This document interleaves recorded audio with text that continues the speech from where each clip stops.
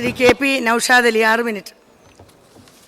ഗവർണറുടെ പ്രസംഗത്തിന് നന്ദി രേഖപ്പെടുത്തുന്ന ഉപക്ഷേപത്തിന് പിന്തുണ അറിയിക്കുന്നു.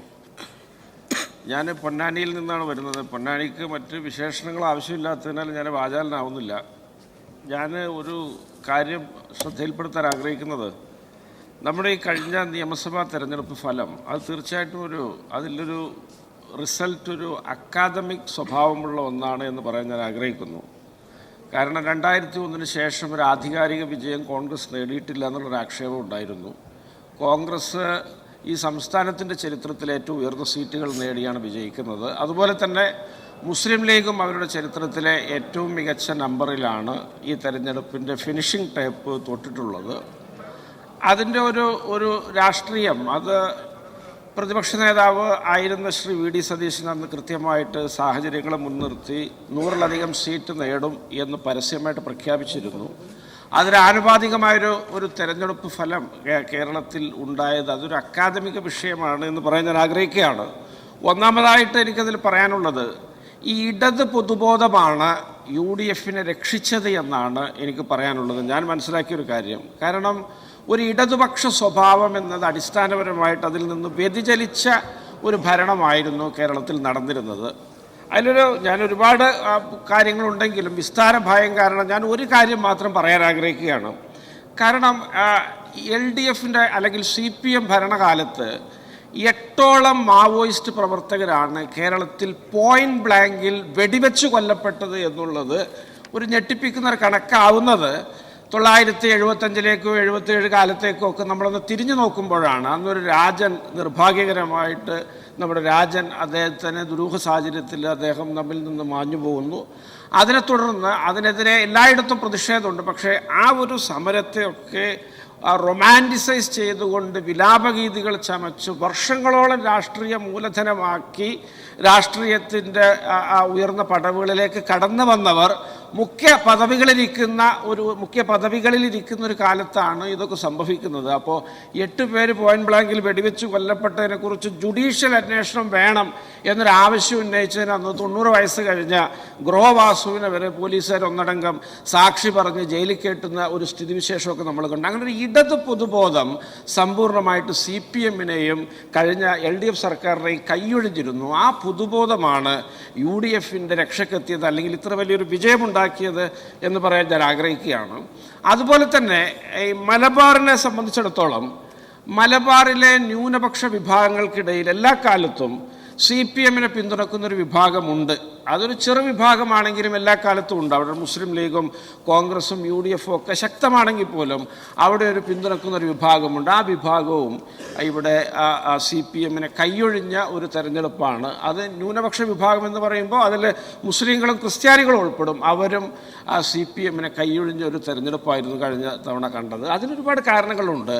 ഈ CPM ആയിരുന്നു അല്ലെങ്കിൽ ആകും ഒരു ഫാസിസ്റ്റ് വിരുദ്ധ വിഷയങ്ങളിൽ മുമ്പിലുണ്ടാവുക എന്നൊരു തെറ്റിദ്ധാരണ ഒരു വിഭാഗം ന്യൂനപക്ഷങ്ങൾക്കൊക്കെ ഉണ്ടായിരുന്നു. കാരണം അത് പലപ്പോഴും ഈ തെരുവ് സംഘടനകളിലൂടെ CPMന് ഒരു മേൽക്കൈയുണ്ട് എന്ന അതൊരു മോശമായ പ്രവണതയാണെങ്കിലും അങ്ങനെയൊക്കെ ജനങ്ങൾ ചിന്തിച്ച് വശായതിൻ്റെ ഭാഗമായിട്ട് CPM മികച്ചതാണ് എന്ന് കരുതി വശായ വലിയ വിഭാഗമുണ്ടായിരുന്നു. അവരൊക്കെ സമ്പൂർണ്ണമായിട്ട് CPMനെ കൈയൊഴിഞ്ഞു. നമുക്ക് മനസ്സിലാവാത്ത കുറേ കാര്യങ്ങളായിരുന്നു ആ ഭരണത്തിലൊക്കെ നടന്നത്. മലപ്പുറം ജില്ലയിൽ 15,000-നടുത്ത് കേസ് മാത്രം ഉണ്ടായിരുന്നൊരു ജില്ല, പെട്ടെന്നൊരാൾ വന്ന് ഹോം മിനിസ്റ്ററെ അങ്കിളെന്ന് വിളിക്കുന്ന സ്വാതന്ത്ര്യമുള്ള ഒരാൾ വന്നിട്ട് 3 ഇരട്ടി വർദ്ധിപ്പിച്ച് 500,000 മുകളിലേക്ക് കയറ്റിവിടുന്ന കാഴ്ച. റോഡരികിൽ നിൽക്കുന്ന ഒരു താമിർ ജിഫ്രി എന്ന ചെറുപ്പക്കാരനെ തല്ലിക്കൊന്ന് വലിച്ചെറിഞ്ഞിട്ട് ഒരു പ്രതികരണവും ഇല്ലാത്ത അവസ്ഥ. ഇങ്ങനെ പോലീസിങ്ങിനെ കുറിച്ച് വ്യാപകമായ സംശയങ്ങൾ ആ കാലത്ത് നിലനിന്നിരുന്നു. അതുപോലെ തന്നെ സാമൂഹ്യ മാധ്യമങ്ങളിൽ പരസ്യമായിട്ട് വിഷം ചീറ്റുന്ന ആളുകൾക്കെതിരെയൊക്കെ മൃദു സമീപനം പുലർത്തിക്കൊണ്ട് മുന്നോട്ട് പോകുന്ന ഒരു രാഷ്ട്രീയ സാഹചര്യം. അതിന് CPMകാർക്ക് പോലും ഉത്തരമില്ല. ആ പ്രതികരണമാണ് അതിലൊക്കെ നിഴലിച്ചത്. അതുപോലെ കേരളത്തിലെ 2 പ്രബല ന്യൂനപക്ഷ സമുദായങ്ങളെ പരസ്പരം തമ്മിലടിപ്പിക്കാൻ വേണ്ടി ബോധപൂർവമായ ശ്രമങ്ങൾ ചില കുൽസിത ശക്തികളൊക്കെ നടത്തി രാഷ്ട്രീയ മുതലെടുപ്പിന് ശ്രമിക്കുമ്പോൾ അതൊക്കെ നടക്കുന്നെങ്കിൽ നടക്കട്ടെ, അതിൻ്റെ ആദ്യ ഗുണഭോക്താവ് തങ്ങളാണല്ലോ എന്ന് ലാഭേച്ഛയിൽ ചിന്തിച്ച് ആശയം മറന്ന CPM-നെയൊക്കെ വളരെ കൃത്യമായിട്ട് അത്തരം ആളുകളൊക്കെ കൈയൊഴിഞ്ഞതിൻ്റെ ഫലമായിട്ടാണ് CPM ഇത്തരത്തിൽ പരാജയപ്പെട്ടത്. ഒരുപക്ഷെ ഒരു 20 കൊല്ലം മുമ്പത്തെ ഒരു രാഷ്ട്രീയത്തിലൊന്നും നമുക്ക് സ്വപ്നം കാണാൻ പോലും കഴിയില്ലായിരുന്നു തൃക്കരിപ്പൂരും പയ്യന്നൂരും തളിപ്പറമ്പൊക്കെ CPM തോൽക്കുന്നത്. അതൊക്കെ സംഭവിക്കുന്ന CPM-ന് അങ്ങനെ ഒരു കുത്തക സീറ്റൊന്നും കേരളത്തിൽ ഇല്ല എന്ന് ബോധ്യം വന്ന ഒരു തെരഞ്ഞെടുപ്പ് ഫലമായിരുന്നു. തീർച്ചയായിട്ടും അത് CPM അതിനകത്തൊരു കമ്മ്യൂണിസം ചോർന്നു പോയതാണ്. തീർച്ചയായിട്ടും ആ ഒരു ഇടത് പൊതുബോധവും ഇത്തരത്തിലുള്ള വലിയ പിന്തുണക്കുന്ന വിഭാഗങ്ങളുമൊക്കെയാണ് ഇവിടെ UDF-നെ ഇത്തരത്തിലുള്ള വലിയ വിജയത്തിലേക്ക് കൊണ്ടുവന്നിട്ടുള്ളത്. പിന്നെ സ്വാഭാവികമായിട്ടും ഭരണം സമ്പൂർണ്ണ പരാജയമായിരുന്നു. ആരോഗ്യരംഗത്താണെങ്കിൽ ചികിത്സാ പിഴവുകളുടെ ഘോഷയാത്ര, തകർന്നു വീഴുന്ന കെട്ടിടങ്ങൾ, വിദ്യാഭ്യാസ രംഗം എടുത്താൽ ഇവിടെ വൈസ് ചാൻസലർമാർ യൂണിവേഴ്സിറ്റികളിലില്ല, കോളേജുകളിൽ പ്രിൻസിപ്പാൾമാരില്ല. അതുപോലെ തന്നെ വിലക്കയറ്റ സൂചികയിൽ കഴിഞ്ഞ ഒരു വർഷമായിട്ട് കേരളമാണ് നമ്പർ 1.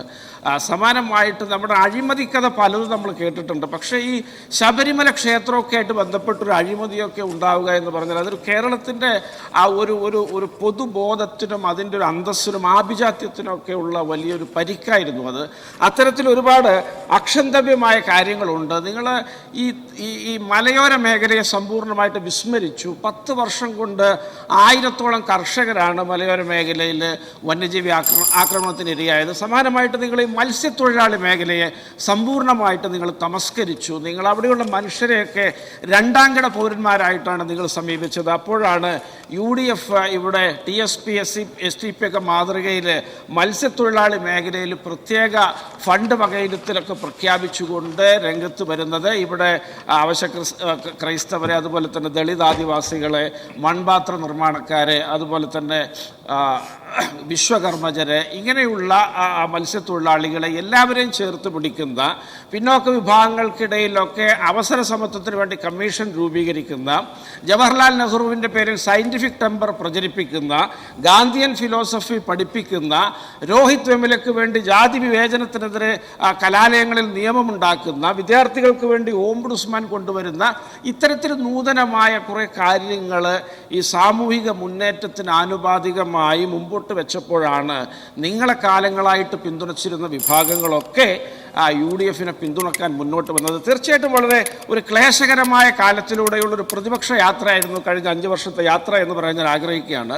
ശ്രീ VD സതീശൻ ഇനി മുഖ്യമന്ത്രി ഊഴമൊക്കെ കഴിഞ്ഞ് അദ്ദേഹത്തിൻ്റെ ഒരു രാഷ്ട്രീയത്തെ ആരെങ്കിലും വീക്ഷിക്കുകയാണെങ്കിൽ അദ്ദേഹം ഏറ്റവും ശ്രദ്ധേയമായ സംഭാവന കേരള രാഷ്ട്രീയത്തിന് നൽകിയത് അദ്ദേഹം പ്രതിപക്ഷ നേതാവായിരുന്ന 5 വർഷക്കാലമാണ് എന്ന് പറയേണ്ടി വരുമെന്നാണ് എൻ്റെ അഭിപ്രായം. കാരണം ഇവിടെ വളരെ മോശമായൊരു കാലത്തായിരുന്നു ഇത്തരത്തിലുള്ള വർഗീയ വിഭജനത്തിന് ആനുപാതികമായിട്ട് CPM-ഉം കേരള സർക്കാരും വരെ ചിന്തിക്കുന്ന ഒരു കാലത്ത് അതിനെതിരെ ശക്തമായ നിലപാടെടുത്ത്, വിദ്വേഷ പ്രസംഗങ്ങൾക്കെതിരെ നിലപാടെടുത്ത്, വംശീയ വിരുദ്ധ പരാമർശങ്ങൾക്കെതിരെ നിലപാടെടുത്ത് വളരെ ക്ലേശകരമായി ഈ വർഗീയതയെ ചെറുക്കുന്ന രാഷ്ട്രീയം, ഒരു മെറിറ്റോറിയസ് ആയ രാഷ്ട്രീയം ഇവിടെ നടപ്പിലാക്കി 5 കൊല്ലമാണ് കഴിഞ്ഞു പോയത്. അതിൻ്റെ ഒരു ഗുണഫലമാണ് തീർച്ചയായിട്ടും ഈ തെരഞ്ഞെടുപ്പ് ഫലം. ഇനിയും ഇത്തരത്തിലുള്ള ഗുണഫലങ്ങളെ ചേർത്ത് പിടിച്ച് നന്മയിൽ പ്രതിപക്ഷ ഭരണപക്ഷ ഭേദമില്ലാതെ സഹകരിച്ച് മുന്നോട്ട് പോകുന്ന ഒരു പുതുയുഗ കേരളം പിറവിയെടുക്കട്ടെ എന്ന് പ്രത്യാശിച്ചുകൊണ്ട് ഞാൻ ചുരുക്കുന്നു.